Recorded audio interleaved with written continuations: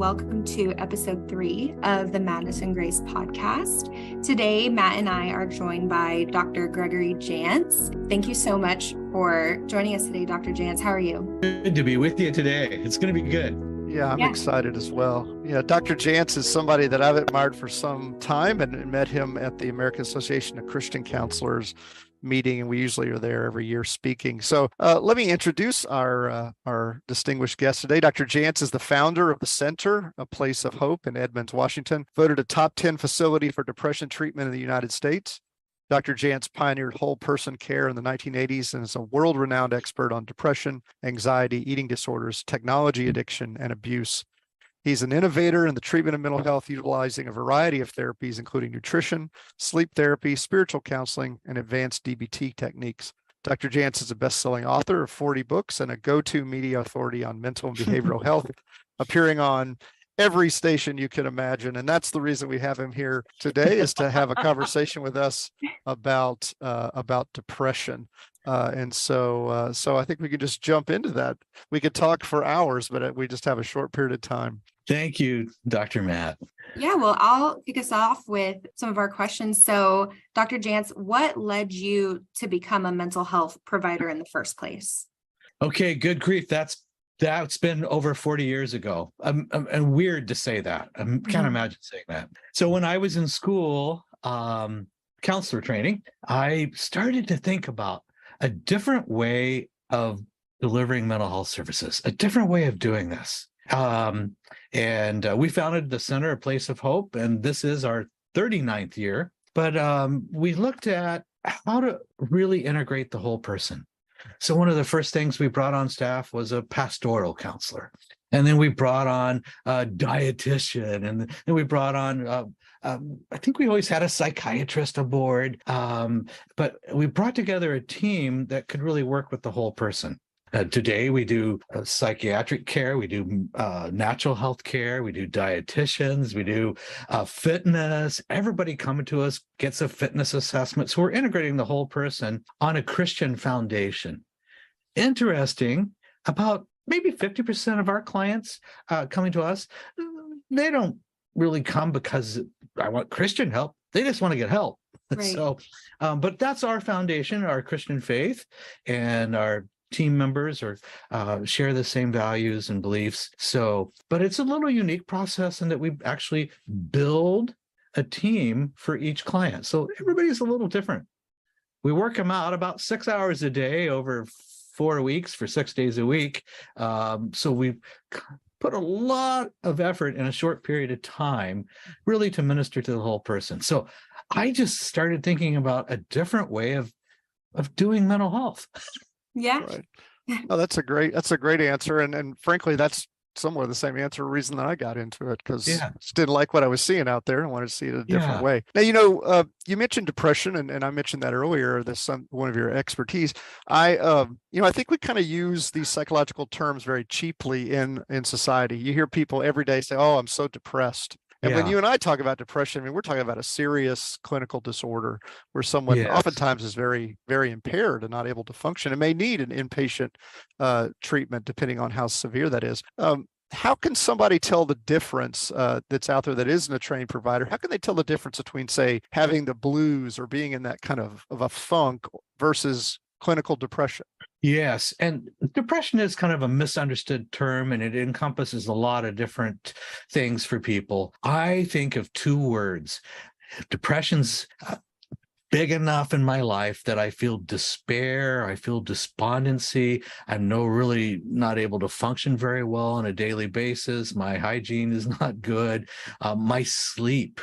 Oh boy, do we see sleep disorders. I forgot to tell you, we have a sleep lab. We actually look at people's sleep because that's a big part of it as well. So when I look at depression, I like the word. I think you said disabling. It affects our functioning. And we're just seeing a lot more of that right now, maybe more than ever before. Yeah, actually just last week I saw a new data from a 2022 survey that came out. 54% of Americans say that they are presently presenting with the symptoms of depression. I don't know that we've ever seen it where a majority of people are presenting, and it was almost the same number for anxiety. It was over 50%. So I think we're in a real bad place right now. It's tough out there. It's really tough out there. Dr. Matt, I think we're in a mental health crisis out there. Oh, absolutely.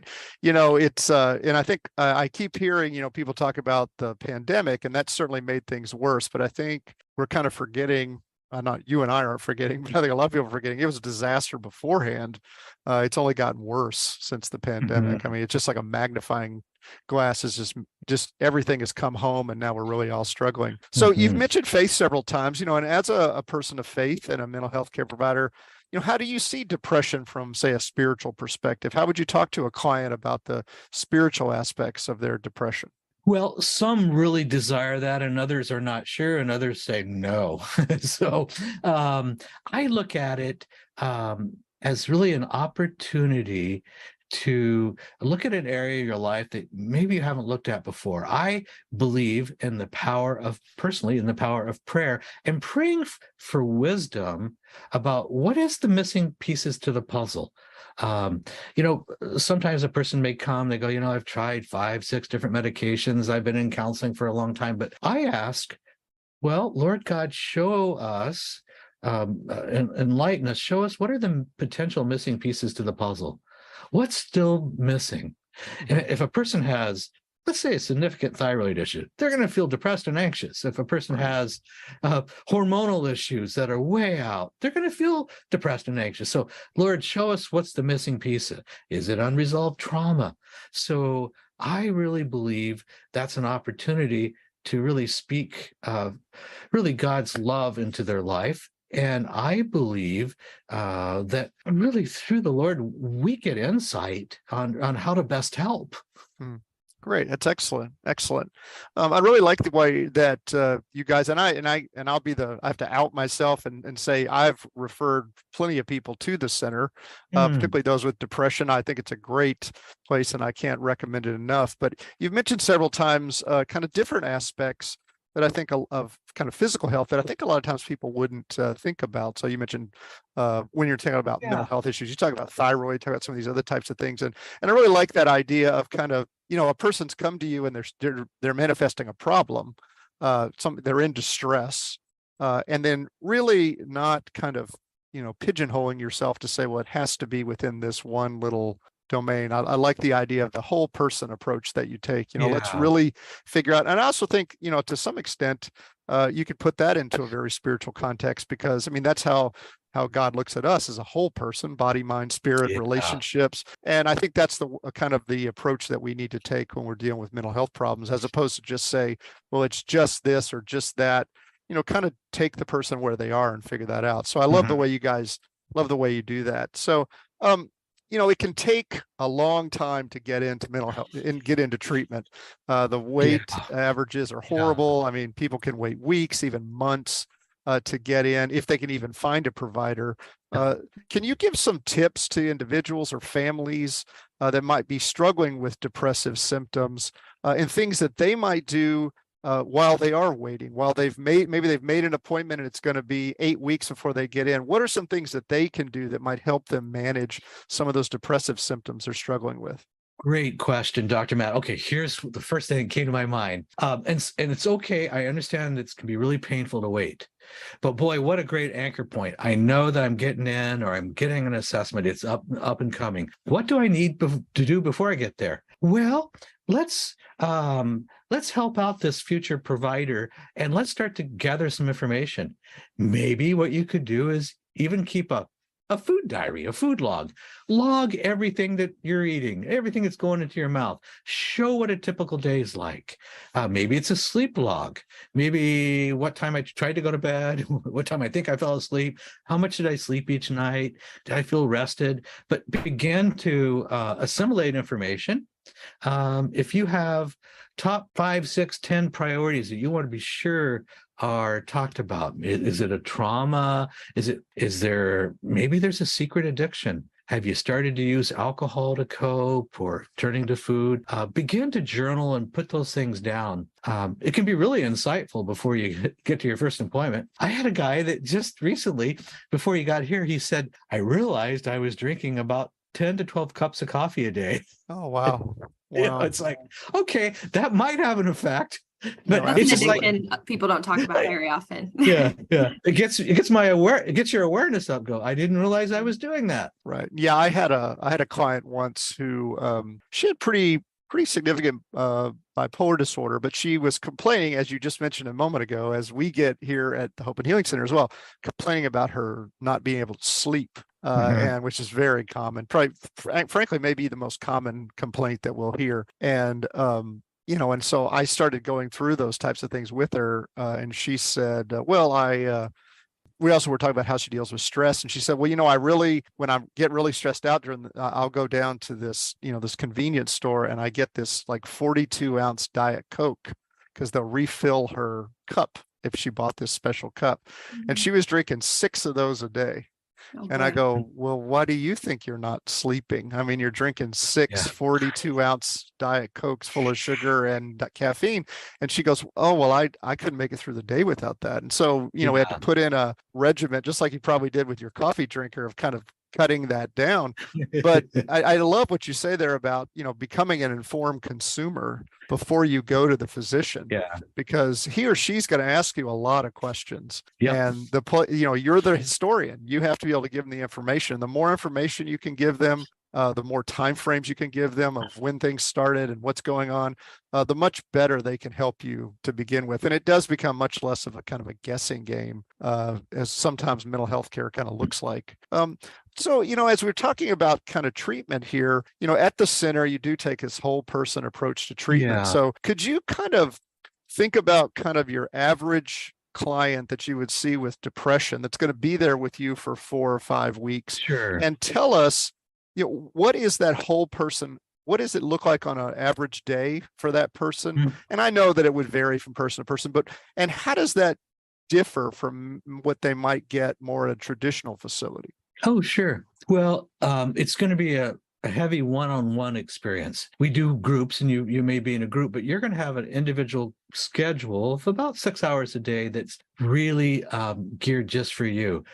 We've selected team members or providers that are really geared towards you, your needs, who you are, your age. We're taking all that into a factor. Who's going to be the best matches? So we always begin, we're going to do a medical eval. We're going to take blood. We're going to do an assessment medically. You're going to have a psychological or psychiatric type assessment, meet with the psychiatrist or nurse practitioner. And we're going to begin just to assess. We want to do all this at the front end so that we can really understand more and more initially what's going on. And you're going to have a primary counselor or kind of a lead counselor who you're going to have a fair number of sessions with.